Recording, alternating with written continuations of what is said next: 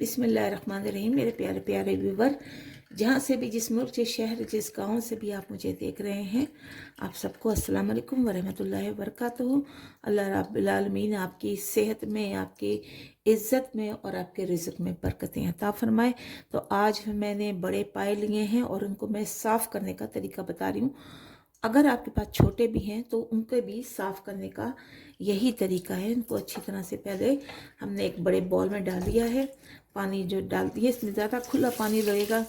तो अब इसको हम एक एक करके जो है ना वो साफ़ करेंगे। अब आप देखिए, अगर आप इस तरह से बिल्कुल सफाई होनी चाहिए। अगर छोटे पाए जो हैं बकरे के पाए, उन पर बाल रह जाते हैं ज़्यादातर, तो उसको भी हमने इसी तरह से साफ़ करना है।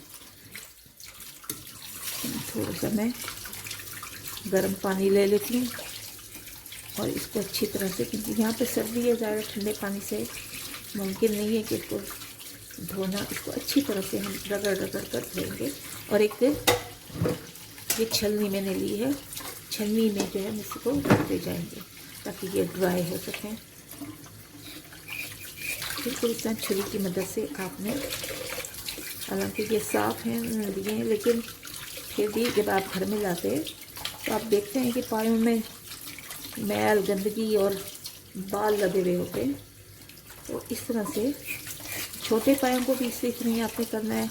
बल्कि छोटे पायों को तो आप चाहें तो थोड़े से चूल्हे पे रखकर आग में हल्का सा उनको जला लीजिए, गरम कर लीजिए, ताकि बाल जो है बहुत ज़्यादा आग पे नहीं करना, वरना बहुत हल्की सी आग पर उनको इस तरह से करके जो है वो एक एक करके पाए को आप उनके बाल जला लीजिए। उसके बाद फिर अच्छी तरह से उनको धो लीजिए।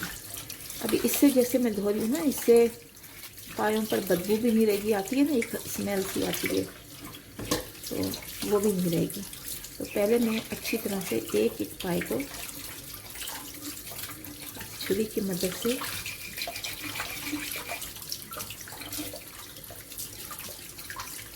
धो लेती हूँ। पानी ज़्यादा लगेगा ज़ाहिर इसमें,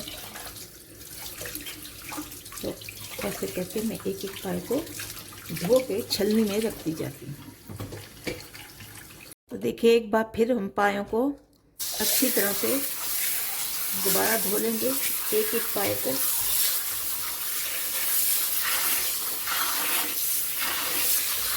पहले छुरी की मदद से मैंने इनको धोया है, रगड़ा है और फिर इसको ड्राई किया है। अब फिर एक बार जो है वो हम इसके ऊपर से पानी निकाल के अच्छी तरह से हर पाए के ऊपर से, ताकि मैल कचरा जो है वो इसका निकल जाए। अब इन पायों को हम इस छलनी में डाल देते हैं और 4-5 मिनट तक इस छलनी में हमें इन्हें पड़ा रहने देना है, ताकि ये ड्राई हो जाए, अच्छी तरह से ये ड्राई हो जाए। कुछ भी मैल वगैरह, बाल इसके ऊपर ना रहे। नीचे गिर गया। ये सारे जितने पाए थे हमने अच्छी तरह से धो के इसमें डाल लिए हैं, ताकि ये अच्छी तरह से जो है ड्राई हो जाए। इसको ये रखेंगे, बिल्कुल इसको ड्राई हमने करना है, ताकि कोई पानी जो है वो इसमें ना रह सके।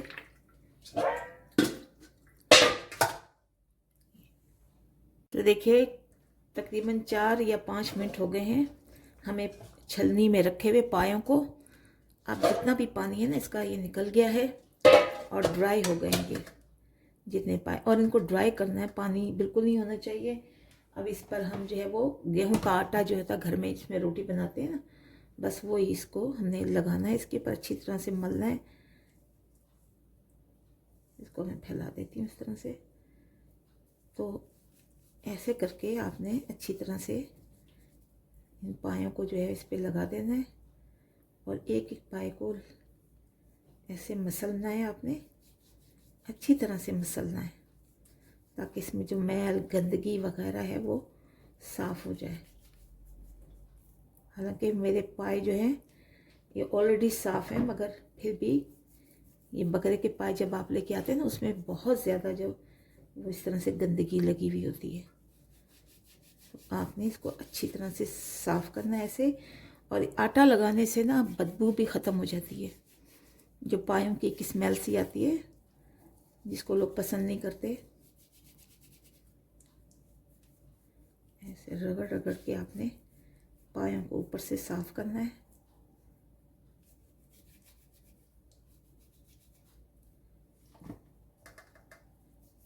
देखिए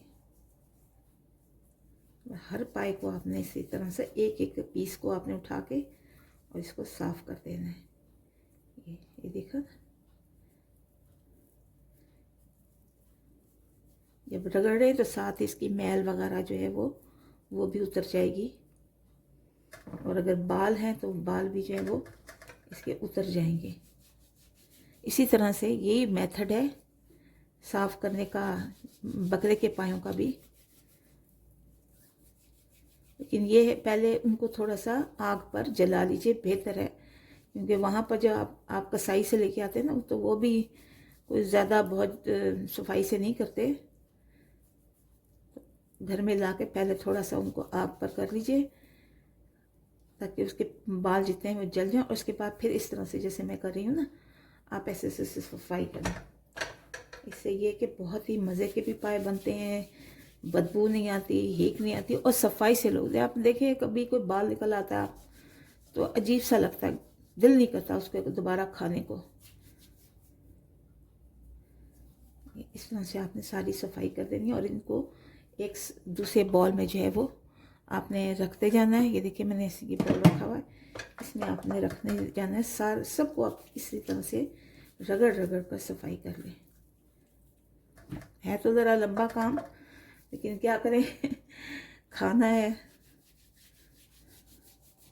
जब खाएंगे तो ज़ाहिर है मज़ा आता है। तो इन सब को मैंने जो है वो एक एक को सफाई कर लेती हूँ, उसके बाद मिलते हैं। तो देखिए सारे मैंने आटा लगा लगा कर मसल के रख दिए हैं। अभी ये आटा बचा है, इसको आपने ज़ाया नहीं करना। जहाँ पे परिंदे आते हैं खाते हैं वहाँ पर जाकर इसको हमने डाल देना है। ये मैं एक बर्तन में डाल रही हूँ ये आटा, और जहाँ पर परिंदे आते हैं मैं वहाँ ये डाल दूँगी अच्छी तरह से। और अब इसको हमने जितने हमारे ये पाए हैं दोबारा इनको इसमें डाल लेंगे छन्नी में, और इन्हें हमने दोबारा अच्छी तरह से साफ़ करना है।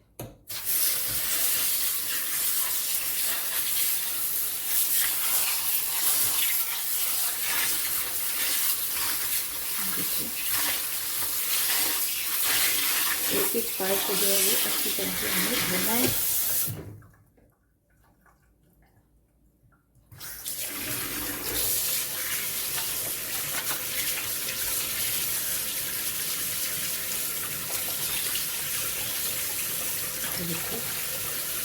बिल्कुल साफ हो रहे हैं, एक एक पाया जो है वो साफ हो रहा है।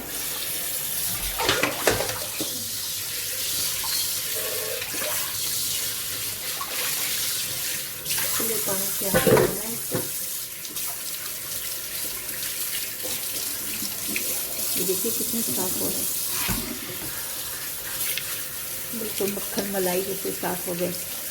ये देखिए नीचे तो कोई दाग ना रह जाए, मैल ना रह जाए, बाल ना रह जाए।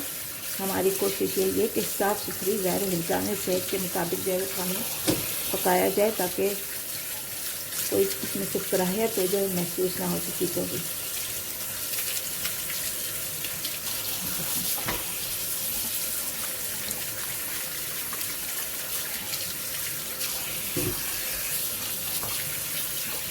पाए घर में हर कोई शौक से खाता है। कभी हम छोटे पाए बना लेते हैं बकरे के और कभी बड़े के। तो ज़ाहिर हर चीज़ खानी चाहिए, अल्लाह ताला की हलाल चीज़ों में है तो हम ज़रूर खाते हैं इसको। जब बच्चे हैं बाल दफ़ा बाल निकल आ जाए ना बकरे के पायों में तो फिर वो इसे छोड़ देते हैं। तो इसीलिए पहले इसको अच्छी तरह से साफ़ करना चाहिए। और एक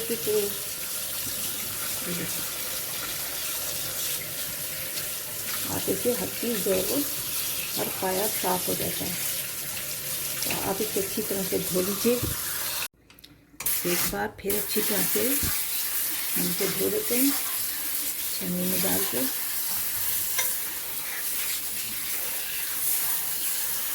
देखो बिल्कुल साफ उसका पाए।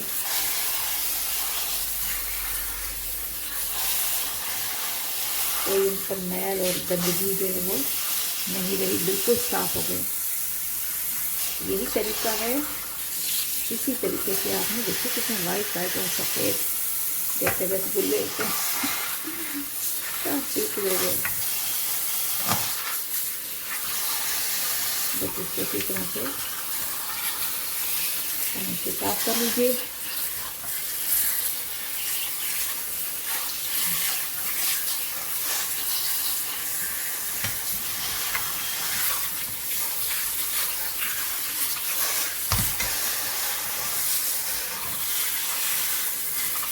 अच्छी तरह से हर पाए को हमें धोना है।